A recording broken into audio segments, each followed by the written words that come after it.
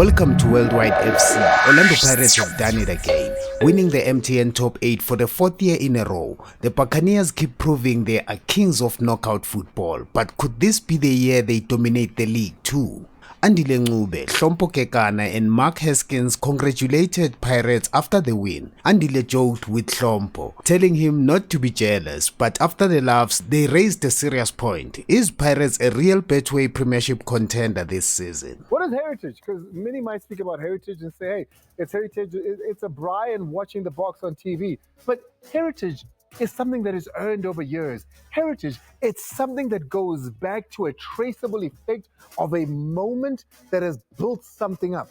I can tell you now that an Ozonopolis who wins his very first trophy, who then looks back at two different pieces of heritage. One, that of Orlando Pirates, that of a Bashin Matlangu who walked for him, a Basil Steenkamp who walked for him, and so many more like the innocent Mayoyos of this world, the Pototo Makanyas of this world, who all did it so he could run.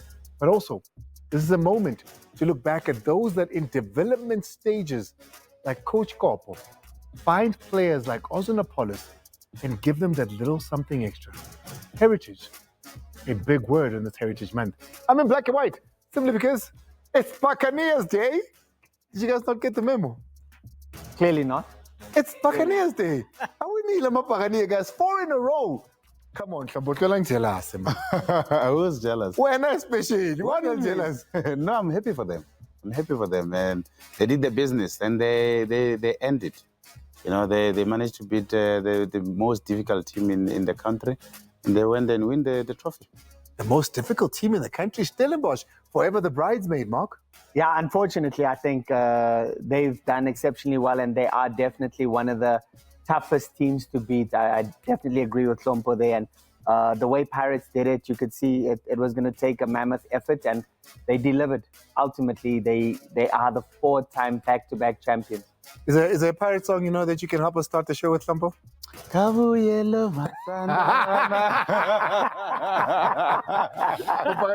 Very big congratulations to the support base of Orlando Pirates for what you did when you got to Mbombela. You sold it out, you showed out. The whole continent is speaking about what the support of South African football looks like, and that's you watching the show right now. So congratulations to you as well. But we're going to take a look at the game in many different sides. We're going to go back to Bafana and take a look at what needs to happen now. We'll go to Mamelodi Sundowns as they took on Makesi in the league game. But this game, we have to go to different sides of it, including a celebration that might have not been great, apparently. And for that, I go to Dav Victor. It's the Red Corner coming up with Victor Songwan. Firstly, I want to congratulate Eugene Ndluli for a job well done in Mbombela. He had a sterling game. Pirates sterling game. Pirates scored a goal. Mabasa scored a goal. Some said this goal was offside. Ungafambi tsamalaka soccer zone. We're going to tell you kuti hesilo shaku saseka or asisaseka and finish it up here. Okay, siyathanda ukuthi-ke nibe yingxenye into esizenzayo la ohlelweni lethu nikhulume nathi sizwe nemibono yenu. So having won the first trophy of the season, once again the MTN for the fourth time in a row, do you think that Orlando Pirates, Leia Manje, can kick and boboza and challenge for the league title? Guys, I normally don't do this, but very quickly. Mark? They are going to be competitive. That's not what I'm asking you. Can they win it? Yes, they can. They win the what? The league? The league, yeah. You need the level of consistency in terms of the performances in 30 games. So that is, of course, a stress reliever as a player in a big team to play for a trophy and win it early in this season. It can set the tone for the rest of the season. You didn't answer it, but it's okay. I need to go to Mazola Mulefe. The Super Journal with the news making headlines.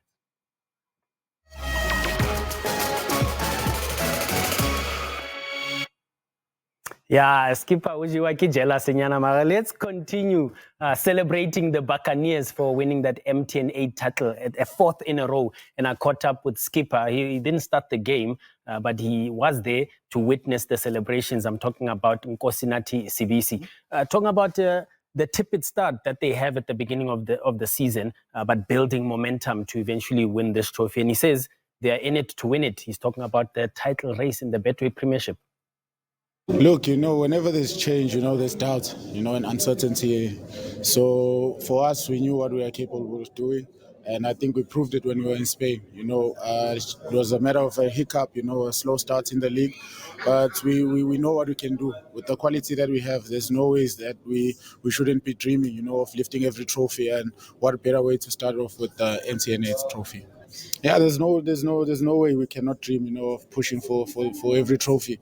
With the quality that we have, the squad that we have, the depth that we have, I think it's only fair that we repay the club with winning such tournaments and such titles. So for us, it's just a matter of keep going and let's see what the future holds. See. A big congratulations to Pakani Orlando Pirates, 4 in a row, but they had to work hard for it. 90 minutes, 0-0. It was won in extra time, Hlompho. Yeah, credit to the team, credit to the coaches, of course, with the people who, scouted these players for Orlando Pirates. You can tell that they've got depth and quality all around. To win the match of that nature with substitute, that tells you that they put their work, they worked hard for it. If you remember very well, the substitute came simply after 90 minutes. That tells you that they really wanted to win this match. When you look at this is the first one where Mbule was sacrificed. Were you surprised Apollo started on the bench?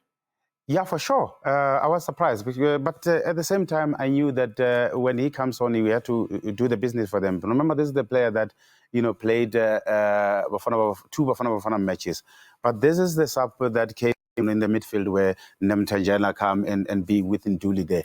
And I still say Andile won the trophy for Orlando Pirates over this weekend, especially with the structure when you see the sacrifices of the players. When you see Sibelebele goes back to the right back, and then you see Apollo going to the right winger. Now Mufukeng operates as a 10. I see the flexibility in how they wanted to achieve this match. That's always been the challenge with Pirates, and that's why I always felt they weren't really title contenders, because it wasn't like-for-like replacements. They didn't have real depth in the squad where when they make a sub, are they strengthening, are they weakening the team? Yeah. Now when they make subs, they're strengthening the team. And it's a nightmare for any team that they're playing against, because they're actually stronger from the bench. Yeah. And we couldn't say that in the past about Pirates, unfortunately. This season, we definitely can. And you could see it in this final, because evenly matched up to 90 minutes, and then the extra 30 minutes, Pirates completely took over. I'm smiling because I'm looking at the player that won the Pirates the trophy. Andile. He won it for them? He sacrificed himself on the day. He played the role of a number 6. He didn't do much, any fancy thing. He just controlled and passed. He was on that center midfield. He managed to win every ball possible. And even the first goal, if you saw the first goal, he was the one who even went higher up and win the ball, played it to Aswin on the right, and even went back to the center midfield. So you can tell that he was willing to sacrifice himself. And that's a player that I believe they don't give them too much credit. It reminds me of Makelele back in the days in the Real Madrid Galacticos, where he just wants to channel and make sure that he's literally he's involved in just about everything that we will show tonight. But Aswin Apollos has been absolutely sensational. When he came off the bench, what do you think as a coach, as an opposition coach, when you literally the opposition is putting on a starting national team winger? That's who they're bringing off the bench. That, will send shivers down any coach's spine. And he came on and he absolutely delivered. You could see the quality, just the balls. We speak about De Bruyne-esque. Yeah. De Bruyne-like passing that was given by, this is it, right here. Right there. That is literally out of De Bruyne's playbook. I was watching this with my son, and my son is the biggest De Bruyne fan ever. And he said, wow, that is literally a De Bruyne pass. And when he saw how Andile won the ball, he knew that playing to Aswin, he will win the ball and make sure that he used the ball correctly. Yeah. And after winning it, he didn't want to go and join the play. He dropped into the midfield. He knows that everything that breaks, he's there to channel everything and sweep everything. But that pass from Aswin, what a ball. I'm smiling because it takes a level of intelligence to understand that when you play that ball, the player must just get into it with the first touch. Now, another one that comes off the bench is Mabasa.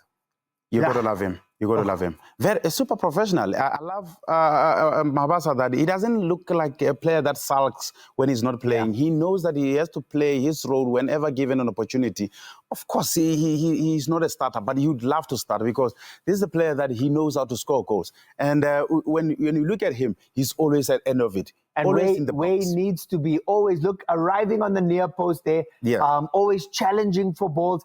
And I love what, his intensity, his passion is, you can see even when he's challenging the ref and questioning the ref's decisions. But look at that, arriving on the near post. That's textbook striker stuff. When you speak to a lot of the 1996 players in that era, they say a player as good as a Thabo Mooki was not a regular in Bafana Bafana simply because of the quality of players they were then. Is that the same for Mabasa at Orlando Pirates? Because, Mabasa won't start every game. He'll start off the bench like you're mentioning, and he'll take it on his shoulders. He won't make a Bafana team. He's a good player. He will score you goals, but he doesn't seem to be number one at Pirates or at Bafana.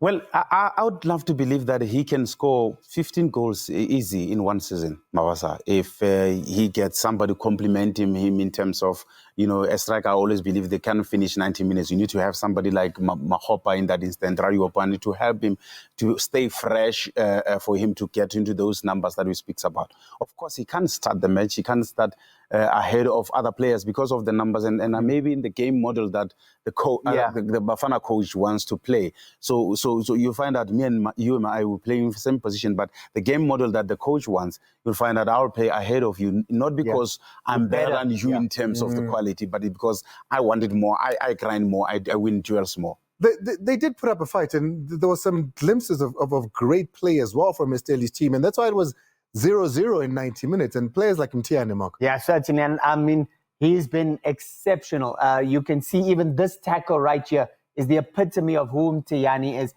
He absolutely does brilliantly here, and he's announced himself in the league in a very big way. I just want to say well done, son, to this boy, because I watched him closely over the weekend, and I thought this is the performance that a midfielder should have, especially in a big match of this nature where, everybody's watching. You think the stage fright will kill the boy. He wants duel. He won a lot of balls in the midfield, and he used the ball well. I foresee him doing so well this season, and it's a question of, can he do it every match? Can he do it consistently? And I think that he can only answer that. I was happy with the performance that he gave over the weekend. He doesn't look like he's the player that is scared to be on the ball. He passes well. He knows when to play one touch, especially in that midfield where a lot was at stake. The trophy was outside waiting for them. Well, take a look at that. He's only 24 years old, so we've got such a wealth right now of central defenders. And here's another one that we can add to that. But Mark is standing there because he wants to give us a masterclass on this game. And perhaps he can highlight us as to how it is that Orlando Pirates won it. Here is the masterclass.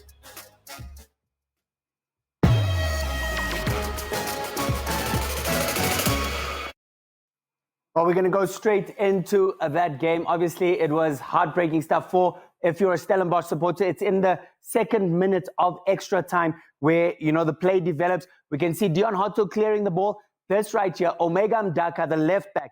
When we look there, Omega now out of position. So you can see that he's vacated his left fullback position. There's space, obviously, for Pirates to exploit.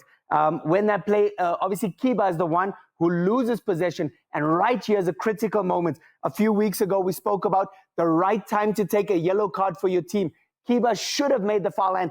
That's Hlompho's man right there, Andile, winning the ball and then obviously unleashing Oswin Apollos. But that was the right moment for Kiba to take a yellow for the team, make the foul, stop the play right there. But now when we progress it, we look at this moment right here. Stanic has to make a decision. He's worried about the space in behind. But you can see that Oswin Apollos is the dangerous man. Oswin is the man on the ball. Stanic has to step and close the man on the ball. If he does that, that then informs Kiba as well as Mtiyani to cover him. But he doesn't go out to Oswin. And that's the mistake he makes. If he doesn't go out, no one covers him. And now look at this moment right here. Stanic is nowhere. Kiba had to cover a lot of ground to try and close down Oswin. He was always going to be late. But now Stanic, for me, in this moment, you didn't close down the man. and you're not defending. You're not in your box to defend. So you're caught in the middle of no man's land. He's rendered useless by Oswin-Apollos' pass. That's the difference. A split-second decision. If he had gone out and closed down Oswin-Apollos, he could have delayed him, and then he would have had cover come and support him. But one split-second decision proved fatal, and that's the end of that's where the first goal was scored, and that spelled curtains for Stellenbosch on the night, unfortunately. That was the first, of course, of the 3-2 game. But talk to us about Bafana, because we're going to go into Bafana, their match against Nigeria. You've got something that highlights something they've done well. I think it's very interesting because we're going to start in the English Premiership. When you look, this is in the 27th minute, Everton versus Aston Villa. Emi Martinez with the ball at his feet. Now, this